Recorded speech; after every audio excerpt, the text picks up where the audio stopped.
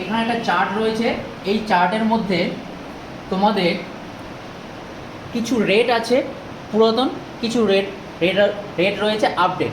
ঠিক আছে, তোমাদের এই আপডেট রেটটা এখানে বসাতে হবে, একটা একটা করে নয় বা কপি পেস্ট করে নয়। কিভাবে আমরা করতে পারবো, কারো কি জানা আছে?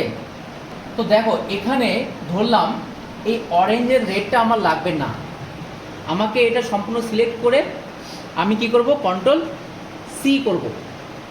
ঠিক আছে, কন্ট্রোল সি করে কি করব, আমরা নতুন যে রেটটা রয়েছে এটা আমরা ক্লিক করব, সিলেক্ট করাই থাকবে। আমরা কি করব, কন্ট্রোল অল্ট ভি চাপবো, ভি চেপে কী করবো, এগুলো তো ভ্যালু, তাই না?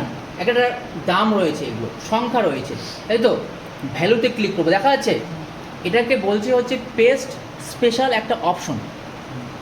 আমরা যাব নেক্সট, স্কিপ ব্ল্যাঙ্কসে যাব, এই দুটো আমরা চেক করে দেবো, চেক করে দিয়ে ওকে করব। দেখো অটোমেটিক কিন্তু এই রেটটা এই রেটের জায়গায় চলে এসছে না? আমরা যদি এটা না জানতাম তাহলে আমরা কি করতাম, একটা একটা করে করতাম। 200 জায়গায় মানে এর আগের যে রেটটা ছিল, দেখো এখানে কন্ট্রোল জেড মারলাম, 150 জায়গায় আমরা 200 লিখতাম, তাই তো? বা 50 জায়গায় আমরা 80 লিখতাম, একটা একটা করে যেতাম।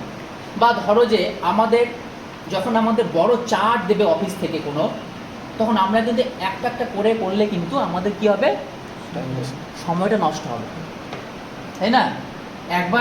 একবার কি হয়েছিল, একটা স্কুল সার্ভিস কমিশনে ইন্টারভিউতে বলেছিল যে একটা পেপার দিয়েছিল, ওই যে এই পেপারটা মানে তোমার সফট কপি ছিল, কম্পিউটারের সফট কপি ছিল, সেই কপিটাকে তোমাকে ওয়ার্ডে কি করতে হবে, টেক্সট করতে হবে।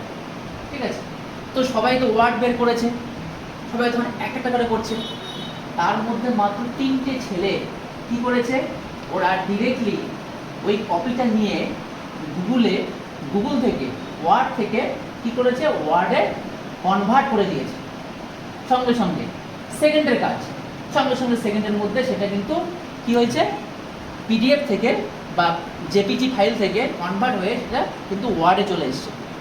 তার মানে এগুলো কিন্তু আমাদের ট্রিক্স, এগুলো কিন্তু আমাদের জানতেই হবে যে কোনো অফিসে কাজ করতে গেলে, যে কোনো ইন্টারভিউ দিতে গেলে। ঠিক আছে, তোমাদের কেমন লাগলো বলো? আর তোমরা এটা পারলে লিখে নিও। এটার অপশনটা হচ্ছে পেস্ট স্পেশাল, সেটা আমরা কীভাবে নিয়ে আসবো, কন্ট্রোল অল্ট ভি। ঠিক আছে, এটা নিয়ে আসলে আমরা এখানে ফরম্যাট চেঞ্জ করতে পারবো, কমেন্ট চেঞ্জ করতে পারবো।